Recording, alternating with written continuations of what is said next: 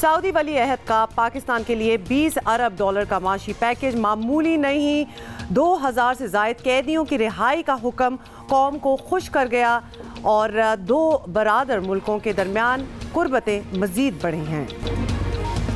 अस्सलाम वालेकुम, good morning, सुबह बखैर। आप देख रहे हैं जियो पाकिस्तान। अब्दुल्ला के साथ हमारा ट्विटर हैंडल वैसे तो आपको याद हो गया होगा, लेकिन दोबारा से बता देते हैं, आज जियो पाकिस्तान टीवी। आप हमें लिख के भेज सकते हैं जो भी दिल करे तो हम शामिल शेर और शायरी भी होती है। वैसे सुबह सुबह आप लोग बड़ी अच्छी सजेशंस भी हम लोग को दे रहे होते हैं।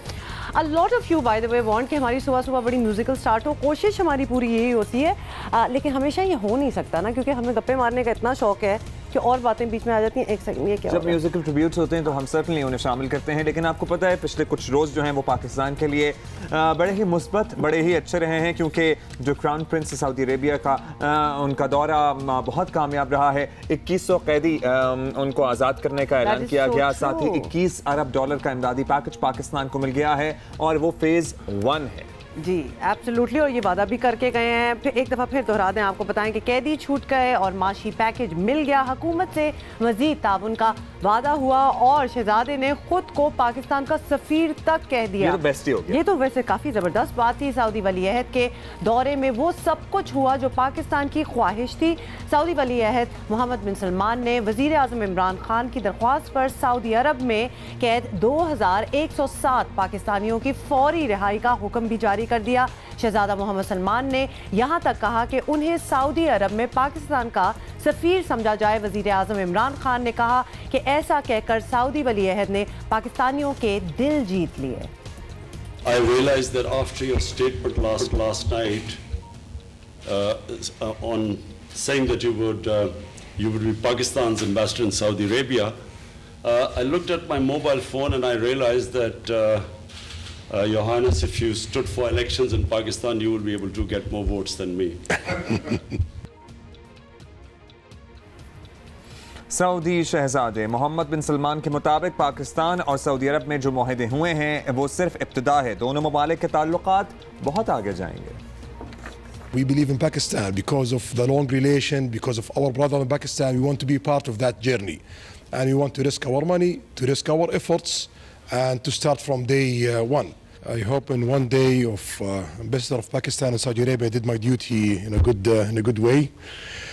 So we believe in Pakistan future. We believe that Pakistan have a huge opportunity. Saudi वली अहद आला सतही वक्त के साथ पाकिस्तान का दौरा मुकम्मल करके रवाना हुए हैं। दोनों ममालिक के दरमियान तकरीबन 20 अरब डॉलर के मुआहदों पर दस्तखत हुए।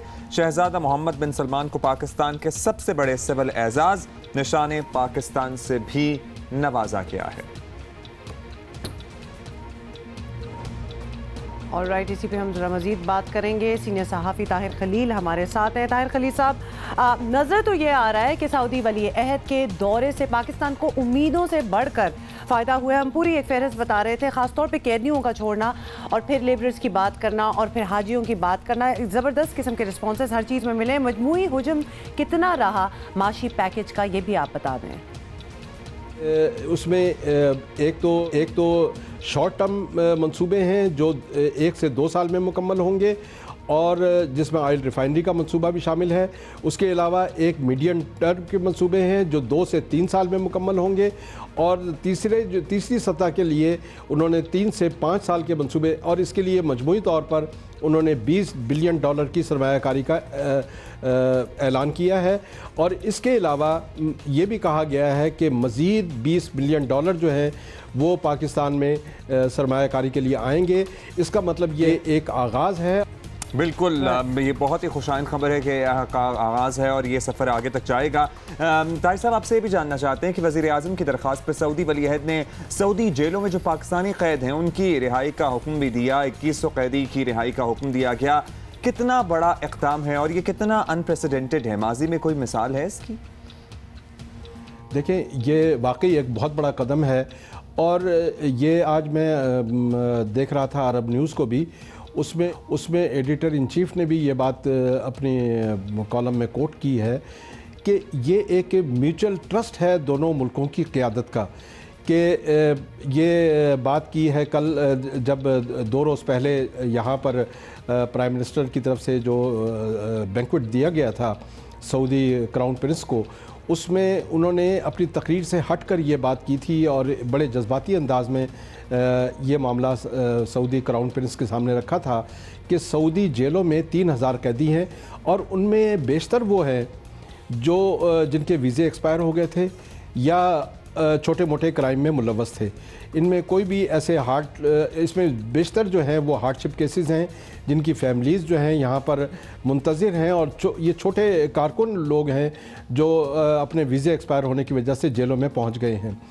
और ये पहली दफ़ा हुआ है कि इतनी बड़ी तादाद में सऊदी गवर्नमेंट की तरफ से ये बड़ा फ़ौरन रिस्पांस किया गया है सऊदी क्राउन प्रिंस की इस ऑर्डर को तमाम कैदियों को रहा किया जाए और पाकिस्तान में इसका बड़ी वसी पैमाने पर खैर मकदम किया गया है। साहब ये भी बात हुई कि शहजादा मोहम्मद बिन सलमान ने यकीन दिलाया है कि ये तो ताउन का आगाज़ है, अभी पाक सऊदी ताल्लुकात और बढ़ेंगे, ये उनका कहना था।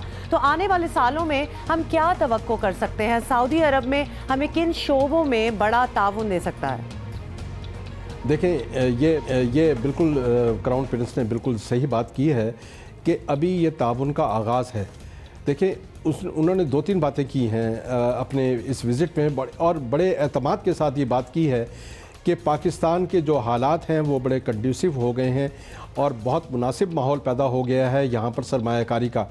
और सऊदी फॉरेन मिनिस्टर जो minister of state foreign affairs Adel al Jubeir, उन्होंने ये बात भी कही अपनी न्यूज़ कॉन्फ्रेंस में कि सऊदी अरब की तरफ से कोई ये भीख नहीं दी जा रही बल्कि सरमायाकारी हो रही है। और सरमायाकारी के लिए देखें, एक जो पार्टनरशिप कायम हुई है ये सिर्फ 8 MOUs की बात नहीं है बल्कि इस पर अमल दरामद के लिए बाकायदा तौर पर दोनों मुल्कों ने एक सुप्रीम कौंसिल कायम की है जिसमें पाकिस्तान की जानिब से सरबराही प्राइम मिनिस्टर इमरान खान करेंगे, जबकि सऊदी क्राउन प्रिंस सऊदी अरब की जानिब से इसकी सरबराही करेंगे।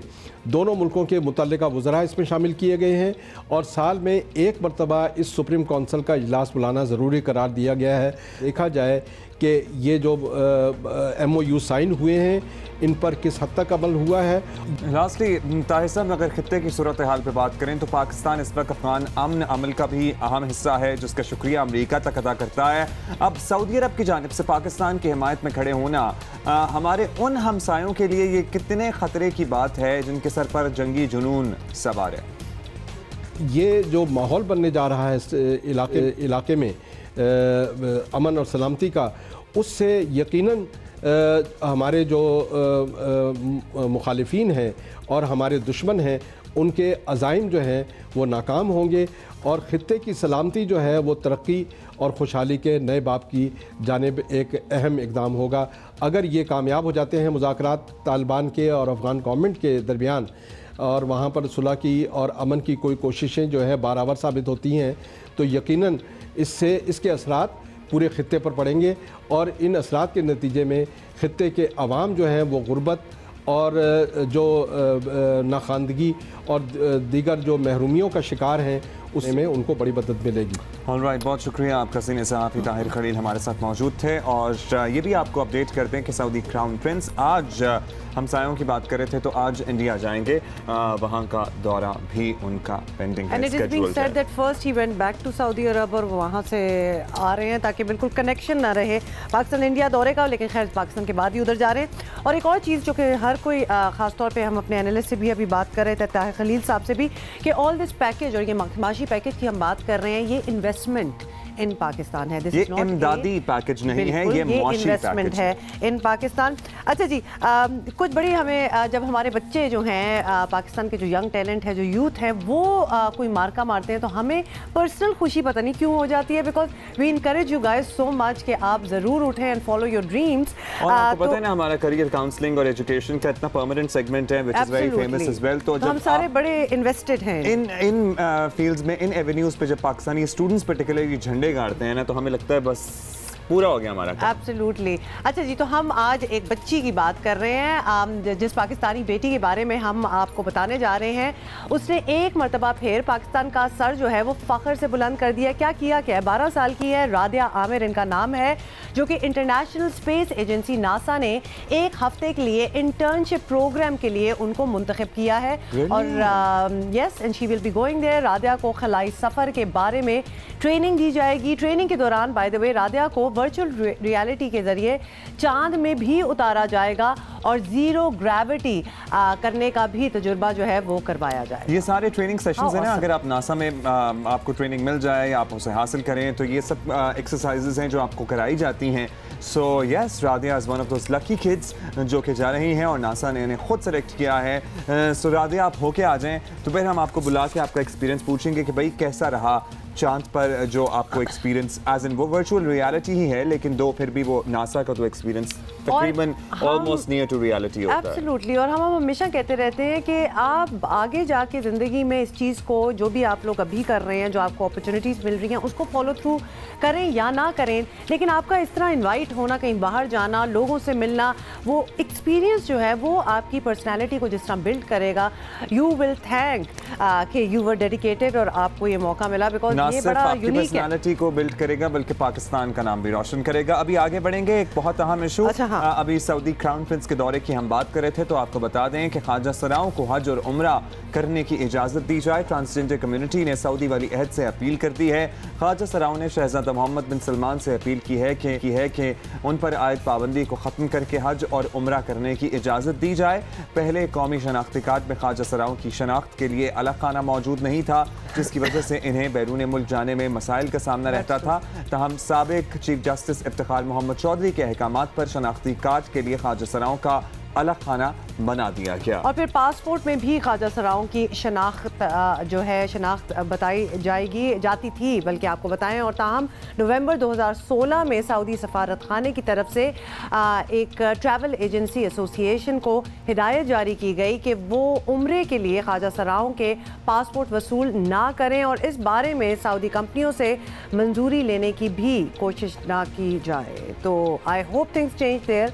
और अब तो आपको पता है कि हर फोल्ड में दुनिया में ट्रांसजेंडर्स को एक्सेप्ट किया जा रहा है और लाया जा रहा है। ये भी this is one of them as well. बिल्कुल। और शीमेल फाउंडेशन पाकिस्तान की सदर अलमास बॉबी साहब किया है, एक्चुअली नहीं किया। yes. तो इस पे अभी हम बात नहीं कर रहे, we just wanted to tell you. आपको पता है ना, मैंने एक फेसबुक पर कम्युनिटी ज्वाइन की हुई है जिसमें सारे बिल्लियों के जो ओनर्स हैं वो उस कम्युनिटी का हिस्सा। I know the feeling, the look on your face, लेकिन यस, बिल्लियां बहुत प्यारी होती हैं, बहुत I am cute not a होती हैं। Cat lover, just saying it again. अगर आप लोगों ने नहीं याद, अभी हम आपसे वीडियो शेयर करने वाले हैं। जब किसी जानवर की जिंदगी को हम अपने कंट्रोल में लेते हैं, यानी घर में पालने लगते हैं, तो इसकी भूख प्यास समेत दीगर ज़रूरियात का ख्याल रखना भी हमारी जिम्मेदारी होती है। बहुत से लोग करते हैं लेकिन कुछ लोग जो है ना वो डंडी मार देते हैं इस पे। वैसे घर में जब आपने पेट रखा है तो 100% आपकी रिस्पॉन्सिबिलिटी है। बट एनीवे दिखाना आपको है, ये बिल्ली पानी पीने के लिए कई जतन करने पर पड़ रहे थे उसको, और ये देख लें। But she could not. But she managed pretty okay. I think she managed. She did not. She is trying to manage, लेकिन वो जो है ना मुंह के करीब नहीं आ रहा पानी somehow. अच्छा, तो ये वीडियो वायरल इसलिए हुई थी कि इसको पानी दे दो डाल के, भाई किसी प्याले में इतना मुश्किल से पानी उसके बाद इसके मालिक ने दे दिया ऐसे पानी, उसकी पानी पिलाते हुए भी तस्वीरें वगैरह जारी। मुझे तो लगता है कि पानी could reach the cats. I am not a cat person, तो मुझे लगता है कि ये सारे वो ड्रामेबाजियां हो रही हैं। इस बिल्ली को अच्छा वाला पानी मिल रहा होती है। आपको पता है ना, all the cat lovers and cat owners they know कि बिल्लियां जो है ना वो क्वीन होती हैं। अभी हम आगे बढ़ेंगे और जरा पाक भारत ताल्लुकात, आपको पता है कशीदगी जिस नौयत की चल रही है, पर्टिकुलरली उस तरफ से जिस नौयत की चल रही है, जिस तरह के बयानात और जिस तरह की बातें की जा रही हैं। बाय द वे, कल आपको पता है ना ट्विटर पे ट्रेंड चल रहा था थैंक यू अजय देवगन का, क्योंकि उन्होंने टोटल धमाल रिलीज करना है। उन्होंने कहा उन्हें रिलीज कर रहे तो बस वैसे थैंक यू। बिल्कुल। तो जो हुआ वहाँ पुलवामा में, उसकी रेपरकशंस जो हैं वो बहुत हमारे कल्चर और आर्ट्स में भी आना स्टार्ट हो गया। आपको पता है बड़ी कोलैबोरेशंस होती हैं पाकिस्तान इंडिया की, और बड़ी कोशिश करके ये आर्टिस्ट कुछ काम करना चाहते हैं, आगे बात को लेना चाहते हैं, लेकिन जब इस किस्म के कोई इंसिडेंट्स होते हैं तो वो आर्टिस्ट खुद भी बैकआउट हो जाते हैं, जैसे इस बार हुआ है। पहले आपको बताएं हुआ क्या। अच्छा, एक और मैंने बात बतानी है। उस पर बड़ा अजय देवगन ने जब ट्वीट किया तो उस पर बड़ा इंटरेस्टिंग एक कमेंट आया हुआ था कि भाई ये फिल्म तो लाजमी दिखानी चाहिए क्योंकि ये टॉर्चर है।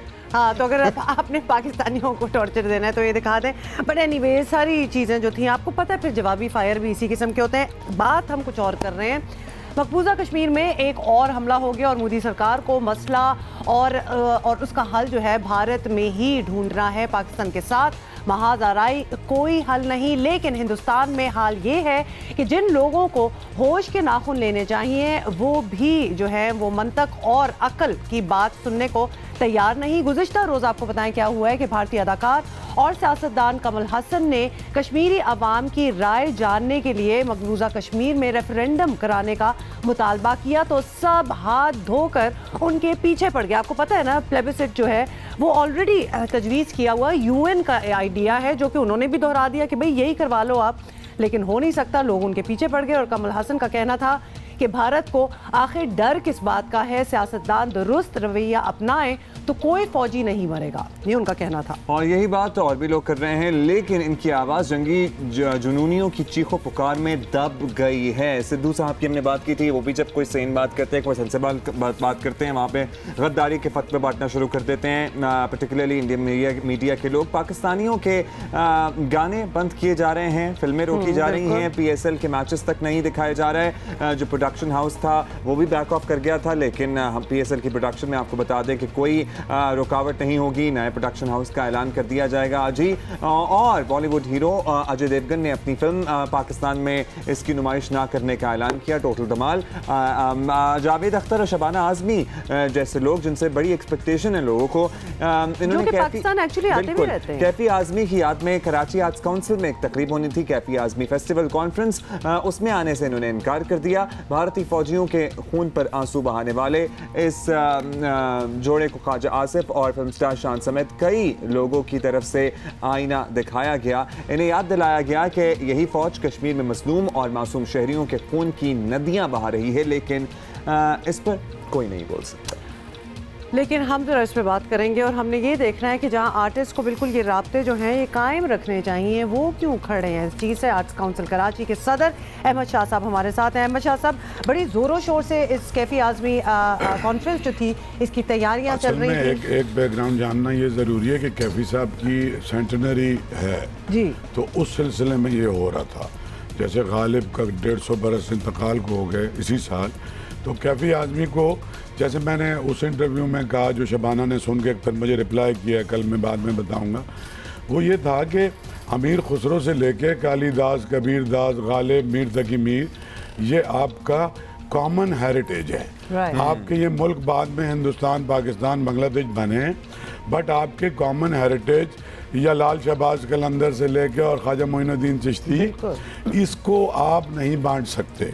तो वो सेलिब्रेट होते हैं अक्रॉस द बॉर्डर। और लिटरेचर तो आपको पता है कि हम लैटिन अमेरिका का लिटरेचर भी उसी तरह एंजॉय करते हैं, दोस्तों विस्की को भी करते हैं, मार्केस को भी करते हैं। तो वो बहुत और मैं एक रिक्वेस्ट करूँगा, आपको अजीब सा लगेगा कि जब भी इन दोनों का नाम लें तो इनका अलग अलग नाम लिया करें, ये दोनों एक तरह से नहीं सोचते। बिल्कुल, और आप तो बेहतर जानते भी हैं क्योंकि आप इनको बिल्कुल, they are pole apart. Yes, and मुझे ये समझ आई है। आपको वैसे क्या लगा ये डिसीजन नॉट टू कम दोनों में से किसकी होगी? देखिए, हालांकि मुझे इतला बॉम्बे से आ गई थी कि शबाना का स्वाइन फ्लू हो गया है और वो हॉस्पिटल में भी एडमिट थी। अच्छा। इसके बावजूद शी वाज कमिंग। ओके।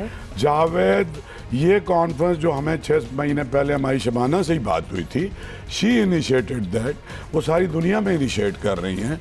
इसका एक और रिएक्शन आया कि हमारे कुछ दोस्त फेस्टिवल जो लंदन में करते हैं, मेरी प्रेस कॉन्फ्रेंस देखने के बाद वो मैं इस वक्त पूरे पाकिस्तान का हीरो बन गया हूँ। और वो हीरो बनना मुझे अच्छा नहीं लग रहा, क्योंकि वो मुझे हीरो बना के सारे गालियाँ भी दे रहे हैं जावेद अख्तर और शबाना को।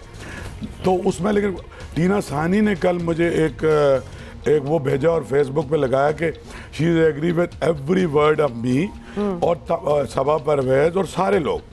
मसला ये है कि जावेद भाई, मैं उन्हें कहता हूँ हमेशा से, जावेद साहब का एक मसला है, वो ज़्यादा अंडर प्रेशर हैं, वो निस्बतन बुज़दिल हैं, वो एक बड़ा सेलिब्रिटी स्टेटस एंजॉय कर रहे हैं हिंदुस्तान में, जाहिर है, और वो मुसलमान हैं।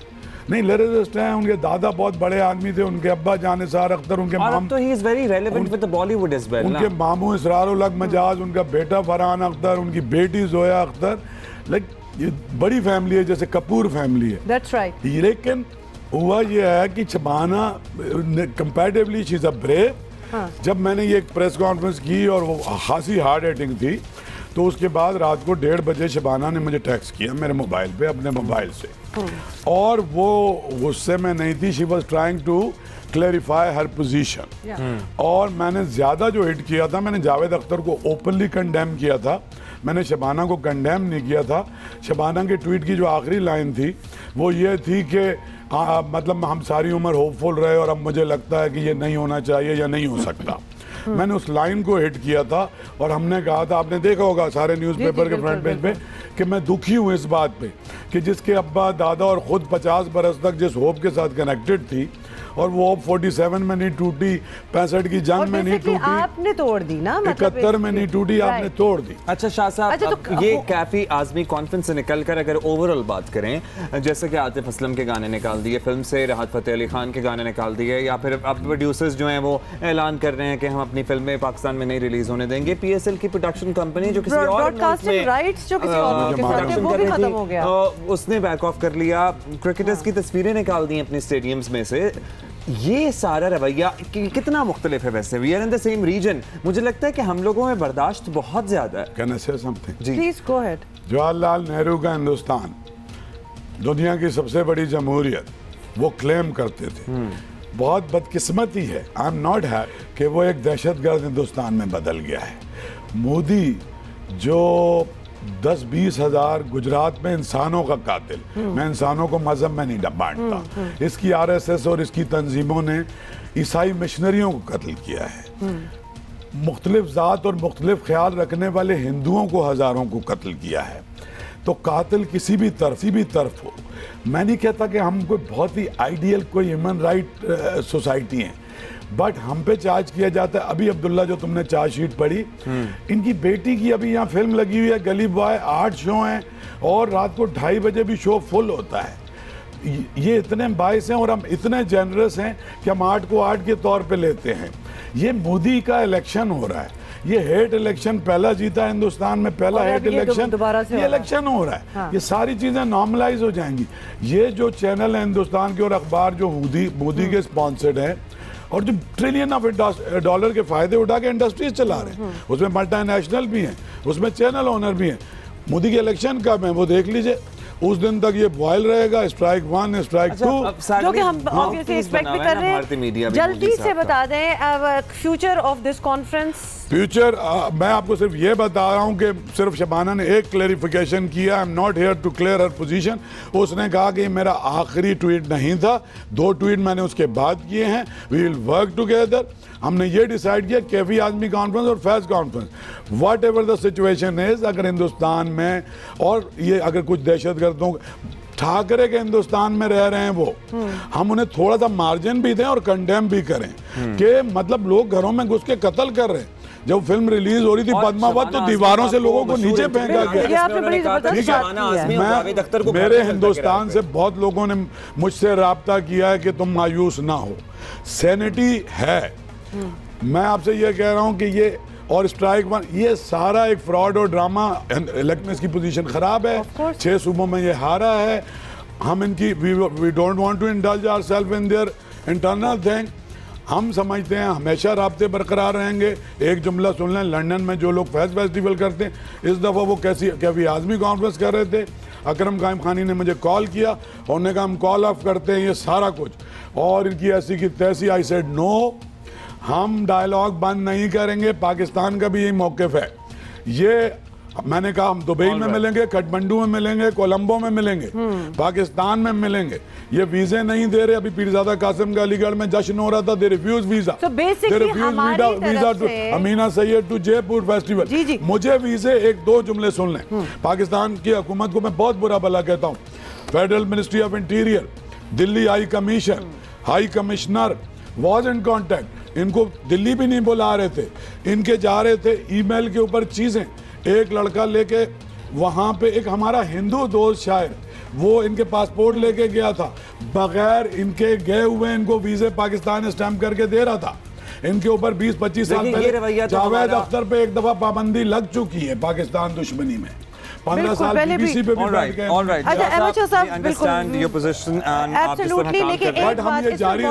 बिल्कुल जारी रखें। हमारी तरफ से कोई रोकथाम नहीं है, हमारी तरफ से कुछ नहीं रोका गया है। ये आगे से जो चीजें आ रही हैं, जो आगे से ट्वीट्स वगैरह जिसका हम जिक्र कर रहे हैं, सो it is being stalled from that side. Absolutely. बहुत बहुत शुक्रिया bye the way for coming here and clarifying कि क्या हो रहा है और क्या नहीं। ओके, आगे आपके पास कुछ है कि नहीं है? आगे हमने आपको बताना है, पुलवामा में होने वाले हमले के बाद से भारतीय फौज के जवानों और इनके खानदान कश्मीर जाने से अब खौफ खा रहे हैं और इसी खौफ की वजह से एक भारतीय फौजी की बीवी ने खुदकुशी कर ली है। और भारतीय गुजरात से ताल्लुक़ रखने वाले फौजी जवान ने अपनी छुट्टियां गुजारने के बाद जब इन्होंने अपने घर में बताया कि कश्मीर के इलाके गुलमर्ग में इनकी पोस्टिंग हुई है, वहां जाने की तैयारी है, तो इनकी बीवी ने इन्हें मना कर दिया कश्मीर जाने से। और जब इसने अपनी बीवी की बात नहीं मानी तो बीवी ने पंखे से लटक कर खुदकुशी कर ली। That's pretty sad. आपको बताना चाहते हैं कि सऊदी वली अहद के दौरे पाकिस्तान में हुकूमत ने सब कुछ किया, लेकिन अपोजिशन को रियासती मेहमानों से खासा दूर रखा गया। जो दावतें हुई, जो ज़ियाफतें हुई इशाइये और ज़ोहरा ने, इनमें भी अपोजिशन को करीब नहीं पटकने दिया गया। गलत रवायत डाली गई है, ऐसा नहीं होना चाहिए था। कोई भी सरकारी मेहमान दरअसल पूरी रियासत का मेहमान होता है। ख़ासतौर पर सऊदी अरब से पाकिस्तान के बरादराना ताल्लुकात हैं, हर हुकूमत में शानदार रहे हैं ताल्लुकात। ऐसे में सऊदी वली अहद इस्लामाबाद आएँ और सिर्फ हुकूमती ओहदेदारों से मुलाकात करके चले जाएँ, ये मुनासिब नहीं है। लेकिन हुकूमत का ये अमल गैर मुतवक्के नहीं था। वफाकी वज़ीर इत्तलात को सुन ले ज़रा क्या कहा था उन्होंने। के किसी रहनुमा को आपने किसी शाही ज़ोहराने में दावत क्यों नहीं की? अपोजिशन के ताल्लुकात इतने अच्छे हैं नहीं जितने वो प्रिटेंड कर। शहजादा मोहम्मद बिन सलमान से मुलाकात करने वाली पार्लिमानी वफ्द में तो अपोजिशन की नुमाइंदगी थी, लेकिन अपोजिशन लीडर नहीं थे। ऐवान सदर रियासत के इत्तेहाद की अलामत होता है, वहाँ कोई तकरीब हो और सिर्फ हुकूमत ही नजर आए, ये भी कोई अच्छा पैगाम नहीं। सदर आरिफ अलवी के ज़ोहराने में भी शहबाज शरीफ और आसिफ जरदारी समेत मुल्क की बड़ी जमातों के सरबराह नहीं बुलाए गए। सेनेट में कायदे अहवान शबली फराज हमारे साथ मौजूद हैं, उनसे बात करेंगे। शुक्रिया शबली साहब, आपने वक्त दिया। शबली साहब, पाकिस्तान को सऊदी वली अहद के दौरे से ज़ाहिर है जो उम्मीदें थी वो बज़ाहिर सब पूरी होती नज़र आई हैं, लेकिन अगर जो सरकारी डिनर्स लंचेस थे इनमें अपोजिशन के नुमाइंदों को भी बुला लेते तो क्या हर्ज था? पुरानी रिवायत थी, हम वैसे ही मेहमान नवाज लोग हैं, जब कोई मेहमान आता है तो हम अपनी आपस की तलखियाँ तो भूल जाया करते हैं। देखें, इससे ज़्यादा अहम ये बात है कि कौन आया कौन नहीं आया, लेकिन इसमें ये देखना है हमें कि पाकिस्तान को इसका क्या फ़ायदा हुआ। सऊदी अरब ने पाकिस्तान में किन किन मौज़ूआत पे बात की, कौन कौन से मायदे हुए, किस तरह से इस मुल्क की इक्तिसादी जो पोजीशन है उसको मुस्तहकम करने के लिए किस तरह के पैकेजेस हुए। तो ये ज़्यादा अहम बात है, क्योंकि असल बात तो पाकिस्तान की है और सब पाकिस्तानी यही चाहते हैं कि ये मुल्क में बेहतरी आए। तो ये वो एक्सरसाइज थी जिसमें कि इस पे ज़्यादा फोकस करना चाहिए। मेरा ख्याल है कि हमें ज़रा ज़्यादा सोचना चाहिए। ये बात तो आपने शिबली फराज साहब बिल्कुल ठीक की है, लेकिन हमने सवाल कुछ और किया था। ऑफ कोर्स वो क्या पैकेजेस हमें मिले और क्या क्या फ़ायदे हुए उसकी तो हम बात कर चुके हैं, लेकिन आपसे अभी भी हम दोबारा ये पूछेंगे कि अपोजिशन के लीडर इस बात पर ज़्यादा खुश नहीं हैं कि उन्हें शहजादा मोहम्मद बिन सलमान की ज़ियाफ़त में शिरकत का मौका नहीं दिया गया, जो कि इससे पहले हुआ भी नहीं है। तो ये मामला पार्लियामेंट या किसी और फोरम पर उठाया जाता है तो आप लोग क्या जवाब देंगे, क्योंकि ये बात तो हो रही है। इसमें जो एक सेनेट और नेशनल असेंबली के स्पीकर्स और मुख्तलिफ पार्टीज़ के जो बड़ी पार्टीज़ हैं उनके जो नुमाइंदे थे और उनके जो पार्लियामेंट्री लीडर्स थे उनकी मुलाकात कराई गई शहज़ादा मोहम्मद बिन सुल्तान के साथ। तो उसमें उन्होंने खुल के बातें की, सब ने मिल के बातें की, सब पार्टीज़ के जो थे, जो मेजर पार्टीज़ हैं उनके नुमाइंदे वहाँ पे मौजूद थे। तो वो बिल्कुल उसमें तो वो उनको अपॉर्चुनिटी दी गई। शबली फराज साहब, सऊदी अरब से जो मामला तय हुए ज़ाहिर है हौसला अफजा है, पाकिस्तानी मईशत को बड़ा फ़ायदा मिलेगा इससे। इस सब की तफसील क्या ख्याल है आपका? पार्लियामेंट में ले जाने का इरादा है हुकूमत का या फ़िलहाल ज़रूरत नहीं है उसकी भी? देखें, जो इस वक्त जो सिचुएशन है वो ज़ाहिर है कि ये कोई जिस तरह के कहा जा रहा है कि MOUs की कोई इतनी ख़ास माजी में कोई इतना पॉजिटिव उसका तजुर्बा नहीं रहा, लेकिन ये MOUs बहुत ही सॉलिड हैं। उसकी वजह ये है कि बाकायदा कमिटीज़ बना दी गई हैं, वर्किंग ग्रुप्स बना दी गई हैं मिनिस्ट्रियल लेवल पे, जो कि एक इस्टेब्लिश टाइमलाइंस के तहत ये जितनी भी अंडरस्टैंडिंग्स हुई हैं उनको पाए तकमील तक उनकी अमल दरामद को यकीनी बनाने के लिए ये किए जाएंगे। तो इसकी तफसीलात ज़ाहिर है कि बहुत शुक्रिया आपका। शिबली फराज मौजूद थे सनत में कायद ऐवान। और बात चीज़ें जो है ना बड़ी अलार्मिंग हैं, जैसे कि हम पहले तो किस्से सुन रहे थे कि पेशावर और इसके गिरदोनवा में पोलियो के केसेस सामने आ रहे हैं, लेकिन अब सिटीज़ लाइक लाहौर, वहाँ पे 8 साल बाद पोलियो का एक केस रिपोर्ट हुआ है, विच इज़ एक्सट्रीमली अलार्मिंग। और सवाल तो ये बनता है ना कि जब इतने अरसे से पोलियो मुहिम चल रहा है और हज़ारों लाखों की तादाद में बच्चों को कतरे बाकायदगी से पिलाए जा रहे हैं, लोग कोऑपरेट भी कर रहे हैं इस चीज़ में, फिर भी ये केसेस बढ़ क्यों रहे हैं कम होने की बजाय? जहाँ कतरे नहीं पिलाए जाते या वालिदैन रिलक्टेंट हैं वहाँ तो हमें समझ आ रहा था, लेकिन cities like Lahore and Karachi and Islamabad यहाँ तो रिलक्टेंट नहीं है। तो ये सवाल हैं जो आज के शो में हमने पूछने हैं, लेकिन इन सब से पहले इस घंटे की टॉप स्टोरीज।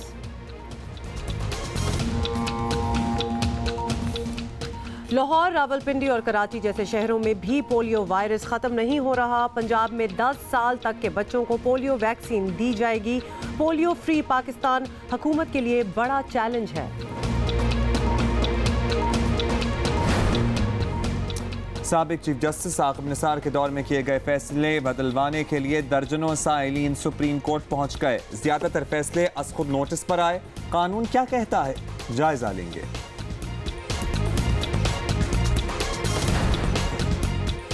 और टीचर हो तो ऐसी नन्ही तालिबा को क्लास फेलोज के मजाक से बचाने के लिए टीचर ने अपने बाल अपनी स्टूडेंट जैसे कटवा लिए हैं।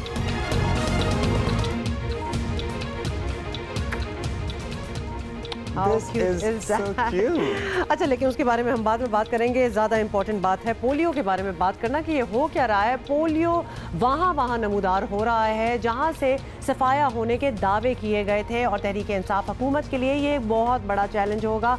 इंसदाद पोलियो प्रोग्राम की जानिब से गुज़िश्ता माह किए गए माहौलियाती सर्वे में लाहौर समेत 10 शहरों के गटर के पानी में पोलियो वायरस की तस्दीक की गई है, और कौमी हंगामी ऑपरेशन सेंटर की जानिब से बताई गई तफसीलात के मुताबिक लाहौर, रावलपिंडी, फैसलाबाद, कराची, सक्खर, किला अब्दुल्ला, कोयटा, डेरा इस्माइल खान, पेशावर और जनूबी वजीरिस्तान से जनवरी के महीने में जमा किए गए सीवरेज के नमूनों में पोलियो वायरस पाया गया है। इससे जाहिर होता है कि मकामी बच्चों की क़ुव्वत मुदाफ़ियत कम हो गई है और उन्हें इस बीमारी से ख़तरा है। ख़ास तौर पर लाहौर में पोलियो वायरस का केस सामने आने के बाद पंजाब भर में अब 10 साल तक के बच्चों को पोलियो से बचाव के ख़तरे पिलाने का फैसला किया गया है। लाहौर में 8 साल बाद पोलियो का नया केस सामने आया है, जिससे वालिदैन में भी खौफ व हिरास पाया जाता है। लेकिन इसी पे हम बात करते हैं कि ऐसा क्यों हो रहा है। इंसदाद पोलियो के लिए वज़ीर आज़म के फोकल पर्सन बाबर बिन अता ने हमें ज्वाइन किया है। बाबर साहब, आपको भी ऑब्वियसली ये रिपोर्ट्स तो पहुंची होंगी और हमको बता रहे हैं कि एक्चुअली क्या हो रहा है, तो इस बात की ज़रा तस्दीक कर दें।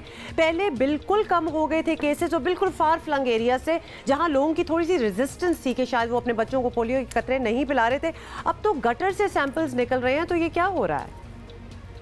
हुमा, एक तो सबसे पहले आपका और अब्दुल्ला का मैं पर्सनल शुक्रिया अदा करना चाहता हूं कि ये एक consistent morning, the only morning show जो पोलियो एरेडिकेशन को कम से कम हफ्ते 10 दिन बाद जगह देता है। इसकी ये जरूरी इसलिए है क्योंकि आप लोगों की वजह से लोगों को पता चलता है कि हो क्या रहा है। एक तो मैं ये क्लियर करना चाह रहा हूँ, एक तो आपकी हेडलाइन में भी चल रहा था, फिर अब्दुल्ला ने भी बताया कि डिसीजन जो है वो पंजाब में नहीं लिया गया जी 10 साल तक पिलाने का। कल रात को जी वो एक व्हाट्सएप ग्रुप है, उसमें कुछ लॉयर्स और डॉक्टर्स आपस में डिस्कस कर रहे हैं कि ये पता नहीं क्या हो रहा है, और ये बिल्कुल ऐसी बात नहीं है। रावलपिंडी की 16 यूनियन काउंसिल्स, और मैं भी आपको एक्सप्लेन करूंगा, आपको कन्विंस करूंगा आप दोनों को और पेरेंट्स को भी कि क्यों ये डिसीजन हुआ है, इसके रिजल्ट्स भी आपको बताऊंगा। ये जो एक जहां से हम सैंपल कलेक्ट करते हैं उसको हम कहते हैं सैंपल कलेक्शन साइट, ये वर्ल्ड हेल्थ ऑर्गेनाइजेशन कलेक्ट करती है। इस सैंपल कलेक्शन साइट में जो है मुख्तलिफ यूनियन काउंसिल्स का पानी आके मिलता है। ये कलेक्शन वहां से की जाती है जहां पे ज्यादा इलाकों के सूरज का पानी आके मिलता है।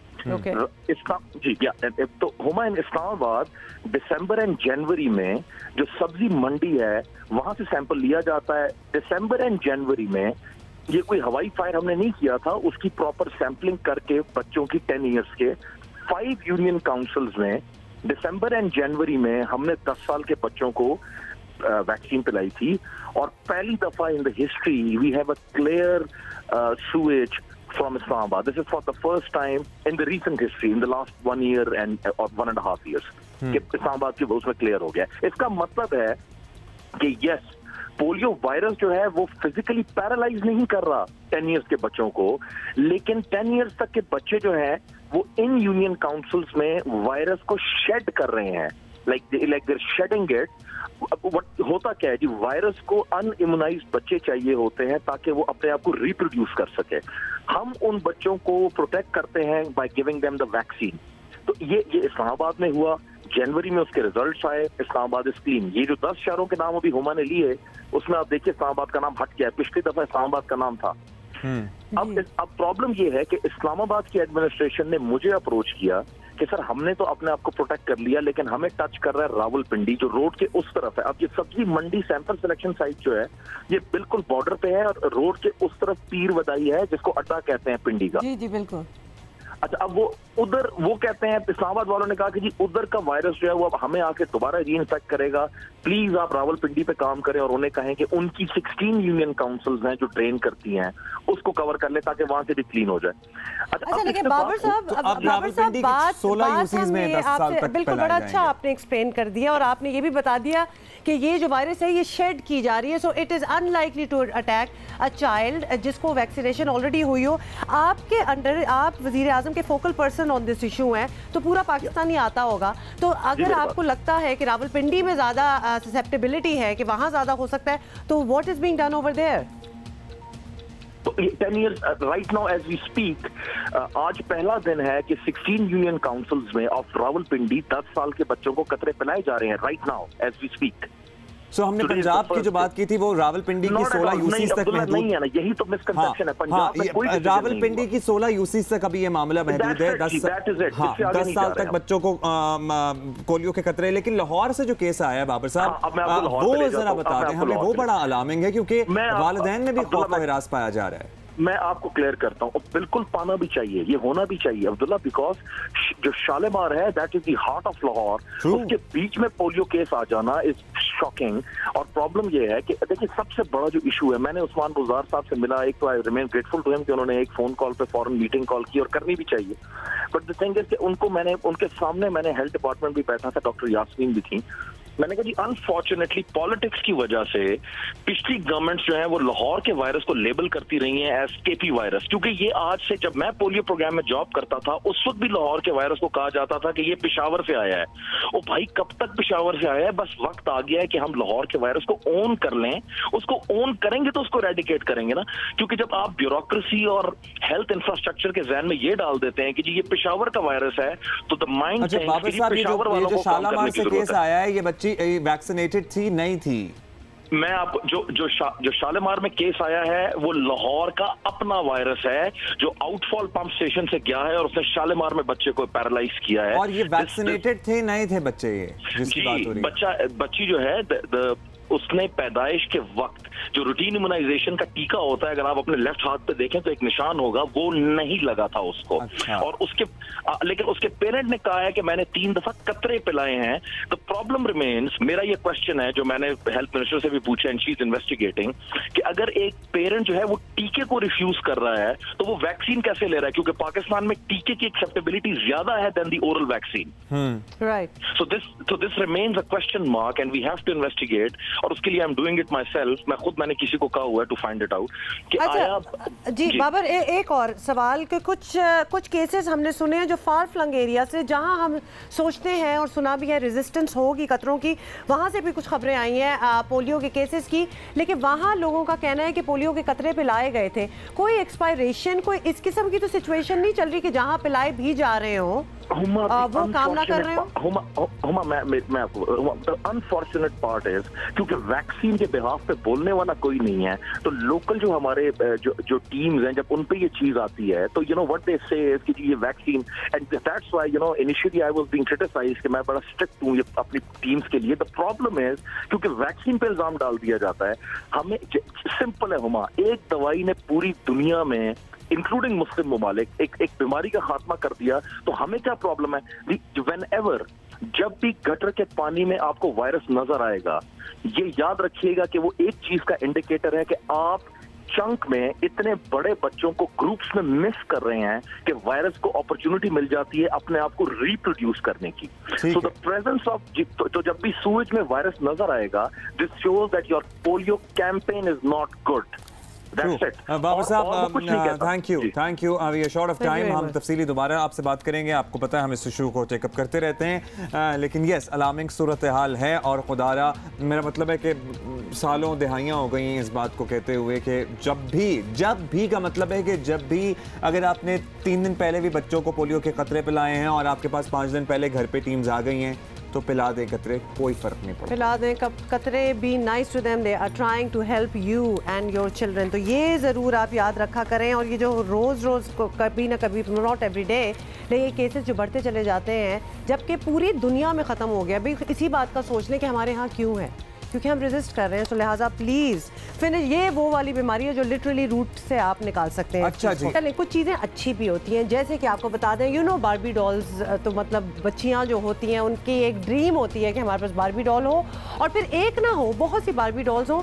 तो I wonder you were ever that kind of बच्ची जिसकी ड्रीम होती होगी। I was not a doll kind of a लड़की, but bat ball kind of a लड़की। Not really, I don't know कि मैं खैर, लेकिन मेरे पास डॉल्स थी और बारबी डॉल्स मेरे पास भी आती थी, और फिर अपनी बहनों की भी मिल जाती थी ना आगे। बारबी डॉल्स हमारे में यूज होती थी। खिलौना हमेशा शेयर करना चाहिए आपको बच्चों को आपस में। एब्सोल्युटली, क्योंकि सोचें कितनी खुशी आपको उस चीज़ से मिली है, तो जब आप when you have grown out of it, तो फिर आप अगले बच्चे को दे दें, किसी और को दे दें कि उनको भी इतनी खुशी मिलेगी। तो जी मेटेल कंपनी जो कि बारबी डॉल्स बनाती है, उन्होंने बड़े हसास हैं वो लोग, बड़े सेंसिटिव हैं। उन्होंने ये रियलाइज़ किया है कि बहुत से माजूर बच्चियाँ या बच्चे भी हैं दुनिया में, तो उनके लिए स्पेशल डॉल्स बनाई गई हैं, बारबी डॉल्स, जिनमें Barbie dolls with wheel chairs भी हैं। बारबी डॉल्स देख लें आप, मतलब किसी की प्रोस्थेटिक भी लगा हुआ है, व्हील चेयर पे भी है, मतलब आम बारबी डॉल्स के साथ आप इनको भी बीच में कर दी, यानी डॉल्स से ही आपको नजर आ जाए, ताकि बच्चों को सेंसिटाइज किया जा सके। जो नॉर्मल बच्चे हैं जिनमें डिसेबिलिटी नहीं है, उन्हें सेंसिटाइज करना चाहिए। देखो इसको प्रोस्थेटिक लगा हुआ है टांग पे, तो दैट इज़ अ वेरी मेरा तो ख्याल है कि बड़ी डीप सोच है इनकी। और यही छोटी छोटी अब्दुल्ला सबलिमिनल किस्म के मैसेजेस होते हैं जिससे आप ज़रा ज़्यादा क्लोज हो सकते हैं। और बच्चों को एजुकेट करने का कितना अच्छा तरीका है कि आप you need to be more sensitive towards people with disabilities. अभी हम आगे बढ़ेंगे और कुछ उस्ताद ऐसे होते हैं जो अपने स्टूडेंट्स की भलाई की खातिर, जैसा कि हमने टॉप स्टोरीज में भी जिक्र किया था, कुछ भी कर जाते हैं। किंडरगार्टन स्कूल सिस्टम की एक टीचर हैं, इन्होंने अपनी एक स्टूडेंट थी, छोटी सी बच्ची, उसने कोई हेयर कट करा लिया, दूसरे बच्चे बुली कर रहे थे उसको, उसका मजाक उड़ा रहे थे। उन्होंने कहा भाई ये मामला ऐसे नहीं सुलझेगा, उन्होंने खुद ही वैसा हेयर कट करा लिया। How cute is that. वो बच्ची भी कितनी प्यारी है, उसको बुली क्यों कर रहे थे वैसे? और फिर इतनी बड़ी, यानी अपने मुंह से भी बड़ी एक वो भी पहन ली, टीचर ने भी और बच्ची ने भी। I think this is like an amazing teacher. ये जो टीचर अवार्ड्स मिलते हैं ना, चलो जी इसको भी नॉमिनेट कर दो आप। That's a really nice thing to do. कितना किस हद तक जाके आप ये सोच सकते हैं कि all the teachers who are watching us, अवल तो you shouldn't be watching us, school में होना चाहिए, लेकिन इन केस यू आर, आप थोड़ा सा एक कदम बढ़ाएं ना बच्चे को इजी करने के लिए, तो बच्चे की जिंदगी बदल सकती है, उसका कॉन्फिडेंस बदल सकता है। सो या पढ़ाई तो एक जगह है, but do these things also. एक छोटा सा एक्चुअली आपका एक्ट पूरे बच्चे की जिंदगी में इफेक्ट कर सकता है, ये सोच लिया कीजिए। अच्छा, हेलो, अस्सलाम वालेकुम। थोड़ा सा हंगामा मच रहा था क्योंकि हमारे पास मेहमान ही ऐसे हो तो हंगामा तो हो ही जाता है। तो वादा हमने किया हुआ था, सुबह बताया नहीं बताया था ना, सरप्राइज रखा हुआ था। तो Ali Gulpir is with us. Hello Ali, how are you? Hello, how are you? क्या हाल है आपका? कैसे हैं? Welcome to the show. हम आपके फ़ैन भी हैं और ख़ास तौर पे बड़े धड़ल्ले से आप बहुत सी चीज़ें कह जाते हैं जो कि कुछ हम सुन पाते हैं, कुछ बीप आउट हो जाती हैं, but still you are different, so we like you. और एक्चुअली ये जो hip hop music same goes for your show by the way, it's a show जहाँ पे शादियाँ नहीं हो रही सुबह को, एक्चुअली इन्फॉर्मेशन मिलती है and positive information that you can start your day with. Thank you. लेकिन अली ने वादा किया कि अपनी शादी को इसी शो पे करेंगे। सीरियस ऐसे खड़े होके कबूल है, कबूल है, बिल्कुल जी होने वाला है। अच्छा जी, बहुत सी बातें हमने अली से करनी है खास तौर पे क्योंकि अभी ये काफ़ी एक ज़बरदस्त और बड़ा इंटरेस्टिंग किस्म का एक क्या कहूँ दौरा करके आ रहे हैं, या दौरा ही कह देती हूँ क्योंकि 2-3 मुल्क तो बीच में आ जाते हैं। तो वहाँ बिल्कुल बड़ा आपने वर्ड पकड़ा है। स्विट्जरलैंड में थे आप, एम्स्टरडैम में थे आप, तो फॉर रैपर बेसिकली कैसा माहौल होता है? मतलब पाकिस्तान का एक वाहिद rapper, honestly we don't know many जी, तो आप वहाँ गए हैं, क्या रिकग्निशन थी, क्या सीखा, क्या किया? सो बेसिकली एक कॉन्फ्रेंस थी, ग्लोबल पॉप म्यूज़िक कॉन्फ्रेंस थी जिसका नाम था पॉप पावर पोजीशंस, और वहाँ पे मुझे बुलाया गया था to discuss social change through music. तो एक पैनल डिस्कशन थी जिसमें एक अफ्रीकन आर्टिस्ट था, एक ग्लोबल म्यूज़िक प्रमोटर थी और मैं था, और फिर हम तीनों ने मिलके बात की in front of university crowd और प्रोफेसर्स थे। अच्छी बात थी कि सीखने को बहुत मिला, अपनी बात तो की, और ज़्यादातर यूरोपियंस को पता नहीं था कि पाकिस्तान में सूफ़ी और कवाली म्यूज़िक के अलावा भी कुछ है, हिप हॉप का सीन भी है यहाँ। उनको कोई हिप हॉप पॉप कुछ नहीं, उनको बस पाकिस्तानी तो Sufi music which is very good music obviously, Sufi music qawwali, but पता होना चाहिए कि हमारे पास भी एक स्केल ऑफ डिफरेंट म्यूजिक। तो ये चीज़ तो अली आपने उनको सिखाई जी। तो that is great। और मैंने सीखा ये कि वहाँ पे एक बाजी आई थी हार्वर्ड की जो इजिप्ट में 6 साल से रह रही है। Did you just say बाजी? हाँ, तो वाकई बाजी आई हुई थी यानी basically. No, she was my age, I was just अच्छा, ये अली का जो स्टाइल है ना, ये लोगों को बड़ा पसंद आता है कि मैं सीरियस ही हो गई हूँ, कौन सी बाजी आई हुई थी? अच्छा, so this woman was there, और वो इजिप्ट में 6 साल से रह रही थी और वहाँ पे पढ़नी थी जो रेवोल्यूशनरी म्यूज़िक अरब स्प्रिंग के बाद अब वहाँ पे एक म्यूज़िकल मूवमेंट स्टार्ट हुई है कि वो क्या करते हैं, म्यूजिशियन एक गली में एक स्टेज लगाते हैं, स्पीकर लगाते हैं और म्यूज़िक बजाना शुरू हो जाते हैं, और वो रेवोल्यूशनरी म्यूजिक। और ये हिप हॉप म्यूजिक बेसिकली आपने इर्द गिर्द जो आप लोग देखते हैं वो बयान कर रहे होते हैं, चाहे वो कोई नाइंसाफ़ी, कोई ज़्यादती हो, या आप अपनी ज़िंदगी की कहानी भी इसमें बता सकते हैं। तो हमारे यहाँ तो माशाल्लाह आपको पता है इर्द गिर्द बहुत कुछ हो रहा होता है ऐसा जो म्यूजिक के थ्रू बताया जा सकता है, लोगों को एजुकेट करने के इसमें बहुत सारे मौके मौजूद हैं। इसमें ये ज़रूरी होता है, वैसे मैं पूछना चाह रहा था, इसमें ज़रूरी होता है कि जो आप गा रहे हों वो आपकी अपनी बात हो? नहीं, जरूरी नहीं है। जैसे फॉर एग्जांपल एक मेरा गाना है ताड़ू माड़ू, उसमें मैंने शुक्र है हमारी इतनी अच्छी अपब्रिंगिंग थी कि हम कभी ताड़ते नहीं थे, पर मैं जब स्कूल में था तो मेरे स्कूल में जो दोस्त थे वो कहते चलो शॉपिंग मॉल चलते हैं, हम लड़कियों को देखेंगे। और मुझे समझ नहीं आता था कि ये क्या सोच है। अभी भी मैं शॉपिंग मॉल में जाता हूँ तो वहाँ पे लोग खड़े होते हैं और देख रहे होते हैं लड़कियाँ। हालांकि आप वो काम अपने घर में बैठ के, लिटरली आप अपने घर में बैठ के, मतलब ऑनलाइन या फिर टीवी, मतलब what is this idea of making an occasion of going out and यार वो 3 बज गए मुझे जाना पड़ता है। बट ये फैमिली डे की वजह से ना, ये इन लोगों की वजह से फैमिली डे होता है, फैमिली डे की वजह से son and a father can not go to the mall, brothers can not go to the mall, so बड़े मसले हो जाते हैं। लेकिन आजकल के हालात को मद्देनजर रखते हुए वैसे अली जो है कुछ ना कुछ कहते रहते हैं अपनी म्यूजिक के जरिए, कुछ आज भी है आपके पास। बिल्कुल बिल्कुल, तो हम जरा परे हो जाते हैं। नहीं आप यही नहीं, हम यही कर सकते हैं। बिल्कुल बिल्कुल, आपको कुछ बैकिंग व्हाटएवर। तो मेरा अभी गाना जो हम एक्स्ट्रा का रोल देंगे इसमें। बहुत खूबसूरत माशाल्लाह। एनीवे, हमने आपको ये बताना था कि ओनली 100 days left। अच्छा जी, अभी आगे हम बढ़ेंगे और आपको हमने बताना है कि जस्टिस साकिब निसार की रिटायरमेंट के बाद इनके दौर में किए गए जो फैसले हैं वो बदलवाने के लिए दर्जनों एक्चुअली पिटिशंस आई हैं, सुप्रीम कोर्ट पहुंचे हैं साइलीन। अहम मामला है और सबसे अहम पेशरफ्त गुज़श्ता रोज़ हुई जब chairman Peoples Party Bilawal Bhutto Zardari ने मनी लॉन्ड्रिंग केस से मुताल्लिक कहा कि चीफ जस्टिस ने अदालत में कहा कि बेगुनाह का नाम JIT में डाल दिया, लेकिन फैसला कुछ और सुनाया गया। जुबानी और तहरीरी अहकामात में इतना बड़ा तजाद नहीं होना चाहिए। उसके अलावा 17 जनवरी को चीफ जस्टिस साकिब निसार की रिटायरमेंट के बाद 2 हफ्ते के अंदर अंदर दर्जनों दरखास्तें सुप्रीम कोर्ट में दायर हुई, जिनमें उन फैसलों पर नजरसानी की अपील की गई जो जस्टिस साकिब निसार की सरबराही में कायम बेंचेस ने सुनाए थे। और आपको ये बता दें कि 16 से 31 जनवरी के दरमियान 69 नज़रसानी की दरख्वास्तें दायर की गई और बाद के कुछ दिनों में ये तादाद आपको बताएं 83 तक पहुंच गई है। और ज़राए के मुताबिक ज़्यादातर दरख्वास्तें उन फैसलों से मुतालिक हैं जो कि अवामी नौयत के थे और अज़ खुद नोटिस लेकर सुनाए गए थे।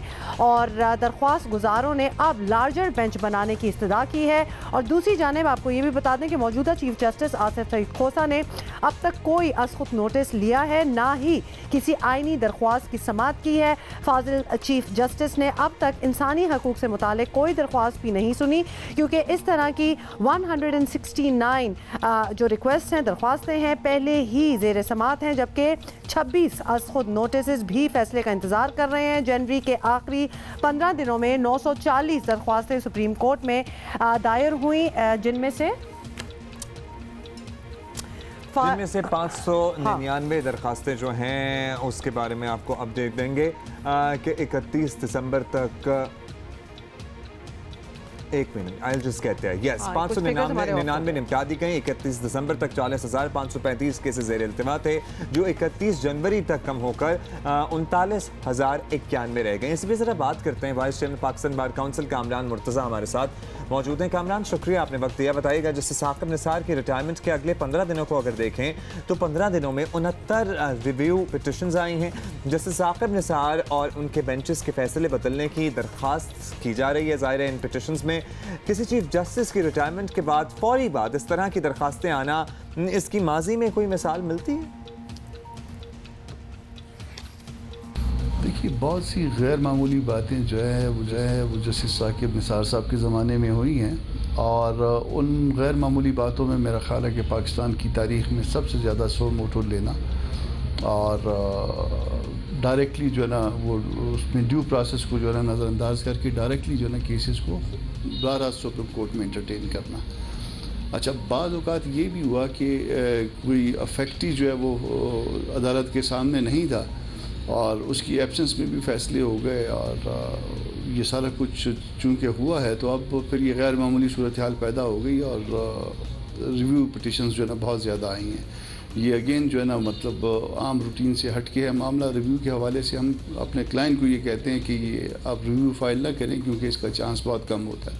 जब कोई बहुत ज़्यादा फोर्स करता है तो हम रिव्यू फाइल करते हैं, मगर यहाँ पे जो है ना ये मामला चूँकि कुछ थोड़े से अलग थलग थे और जिसमें कोई राइट ऑफ अपील नहीं है, वो ड्यू प्रोसेस नहीं हुआ, इस वजह से जो है ना वो ज़्यादा पिटिशनें आई हैं। और फिर बाज़ औक़ात ये भी हुआ है जो कि ख़ासी संजीदा बात है कि लोगों ने साकिब निसार साहब के जाने का इंतज़ार किए बाद रिव्यू पिटिशनें फाइल। अच्छा कामरान मुर्तज़ा साहब, ये भी बताइएगा कि आम तौर पर इस तरह की पिटिशंस को निपटाने का तरीका क्या होता है? क्या लार्जर बेंच बन सकते हैं? देखिए, नॉर्मली तो होता ये है कि उसी बेंच के पास लगता है वो केस रिव्यू में। अब वो चूँकि वो बेंच मुकम्मल तौर पे तो मौजूद नहीं रहेगा, उसमें एटलीस्ट एक जज बदली हो जाएंगे या बाकी रिमेनिंग जो है ना वो एक या दो जज बाकी उस बेंच के बाकी होंगे, तो ये उनके पास लगेगा जो उस बेंच के बाकी लोग थे। हाँ, अगर मामला कोई बहुत ज़्यादा अहमियत का था तो ये बात मुमकिन है कि लार्जर बेंच चीफ जस्टिस की मर्ज़ी उनकी स्वाबदीद पे होता है मामला, तो ये मुमकिन है कि वो कोई लार्जर बेंच बनाएं या लार्जर बेंच की पहले दरख्वास्त आएगी तो फिर इसको पहले जो है ना वही बेंच देखेगा जिसके पास ये मामला लगेगा और वो ये समझेगा कि इसमें कोई ऐसी संजीदगी है इस दरख्वास्त में, तो वो चीफ जस्टिस को रेफ़र कर सके। चीफ जस्टिस की स्वाबदीद है कि वो लार्जर बेंच बनाएं। अगर कोई इतने बड़े अहमियत के मामला हैं तो वो बड़े बेंच के ज़रिए भी रिव्यू हो सकते हैं। कामरान साहब, सुप्रीम कोर्ट में जो रिव्यू पिटिशंस अब दायर की गई हैं जिनका हम तस्करा कर रहे हैं, इनमें ज़्यादातर वो फैसले बदलवाने के लिए हैं जो स्कूल फीसों के मुताल्लिक हैं, पानी के मामला और इसी तरह के जो बराह रास्त अवामी दिलचस्पी के उमूर हैं उनसे मुताल्लिक केसेस थे और ये ज़्यादातर सुमोटो केसेस थे। तो क्या सुमोटो के कवानीन पर नज़रसानी की ज़रूरत अब ज़्यादा महसूस नहीं हो रही? डायरेक्टली इंटरटेन पिटिशन होने के बाद अगर आप उनको राइट ऑफ अपील न दें तो मेरा ख्याल है कि ये एक तरह से ज़्यादती हो जाएगी। बहुत कम मामलात अदालती हवाले से ऐसे हैं जहाँ पे राइट ऑफ अपील नहीं होती और ये भी फिर उन्हीं उस मामलात में आ जाएगा। यहाँ पे राइट ऑफ रिव्यू है मगर उसका स्कोप जो है बड़ा कम है, उसको वही तकरीबन आम तौर पे वही बेंच सुनता है और उसमें जो है ना अगर कोई एरर जो है वो on the face of record हो तब उसको देखते हैं। कोई अगर दूसरा व्यू पॉसिबल है और वो ज़्यादा जो है ना वो प्लाजेबल है तो वो भी जो है ना वो शायद रिव्यू का स्कोप नहीं बनता। तो मेरा ख्याल है कि 184(3) के हवाले से मामलात को रीस्ट्रक्चर करने की ज़रूरत है, उसमें रूल्स में अमेंडमेंट करने की ज़रूरत है, उसमें अपील की ज़रूरत है, उसमें वफाकियत नज़र आनी चाहिए। वफाकियत इन द सेंस कि बाज़ औक़ात जो है वो फ़ैसले जो है ना वो ऐसे जजों ने किए हैं जो किसी एक मखसूस सूबे से ताल्लुक़ रखते हैं। जब आप कौमी अहमियत के मामलात पे कोई फ़ैसले ऐसे करते हैं तो फिर जो है ना वो उस बेंच में एटलीस्ट जो है ना आपको कम से कम 3 सूबों के जो है ना वो जजेस जो है उनकी नुमाइंदगी ज़रूरी होनी चाहिए। तो इस हवाले से हम पहले भी मुतालबा कर चुके हैं bar council, Pakistan bar council के प्लेटफॉर्म से कि एक वफाकियत नज़र आए, आप इसको स्ट्रक्चर करिए ताकि लोगों को पता हो कि कौन से मामला जो है ना वो 184(3) के तहत आते हैं और कौन से नहीं आते, और तीसरा इसमें राइट ऑफ अपील दीजिए। तो ये बहुत ज़रूरी है कि इसको रिकन्सिडर किया जाए, वक्त की ज़रूरत है और इसको नज़रअंदाज करना शायद मेरा ख़्याल है कि वो उसमें आवाम में लोगों इस हवाले से रिजर्वेशंस हैं।